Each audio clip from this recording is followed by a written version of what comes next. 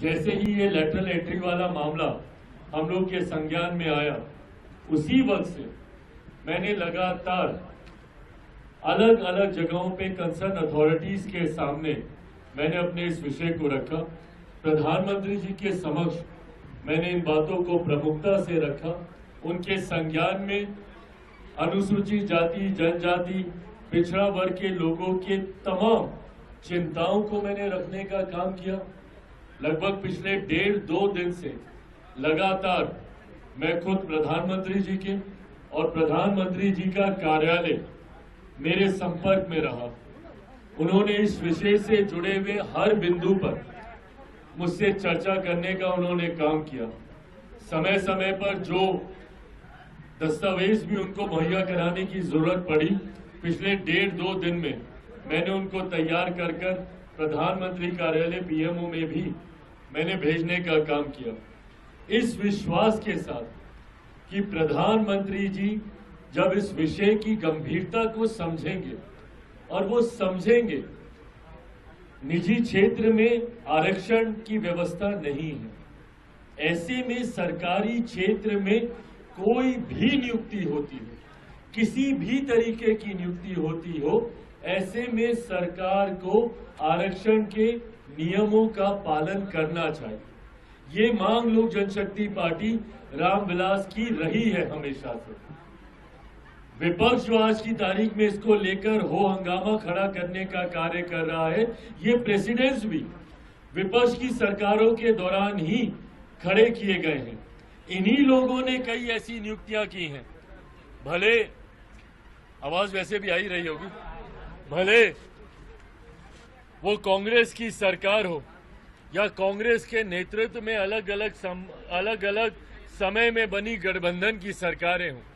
इससे पूर्ण भी कई ऐसे उदाहरण रहे हैं जहां पे लेटरल नियुक्तियां की गई हैं, जिसके तहत डायरेक्ट उन पदों पर बिना आरक्षण के प्रावधानों का ध्यान रखे हुए नियुक्तियां कराई गई हैं।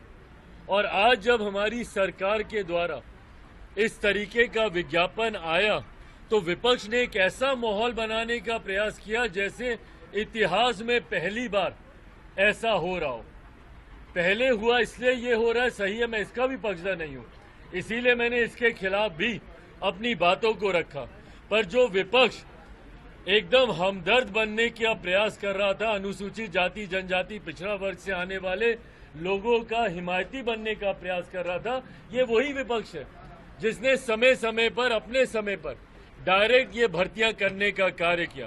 पूर्व प्रधानमंत्री डॉक्टर मनमोहन सिंह जी उसका उदाहरण है, मोंटेक सिंह आलूवालिया जी उसका उदाहरण है, कई ऐसे नाम हैं जो इसके उदाहरण रहे हैं। पर बहरहाल हम लोगों ने इस बात की आपत्ति दर्ज कराई कि अगर इतिहास में हुआ है इसीलिए हमारी सरकार भी इसको इसी तरीके से लागू कर दे, ये उचित नहीं है। और कहीं ना कहीं एक गलत परसेप्शन सरकार का ऐसी नियुक्तियों के बाद समाज के बीच जाएगा।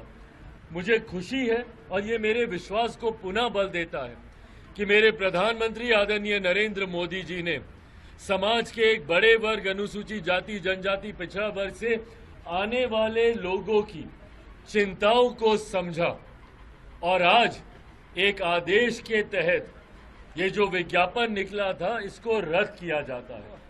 मैं, मेरी पार्टी लोक जनशक्ति पार्टी रामविलास, मेरे प्रधानमंत्री आदरणीय नरेंद्र मोदी जी का धन्यवाद देती है और मैं समाज की तरफ से अनुसूचित जाति, जनजाति, पिछड़ा वर्ग से आने वाले लोगों की तरफ से भी मेरे प्रधानमंत्री आदरणीय नरेंद्र मोदी जी का मैं धन्यवाद करता हूं कि उन्होंने एक बड़े वर्ग की चिंता को सम्मान देने का काम किया और जो ये नियुक्ति निकाली थी उसको रद्द करके पुनः उन्होंने इस समाज का विश्वास जीतने का काम किया।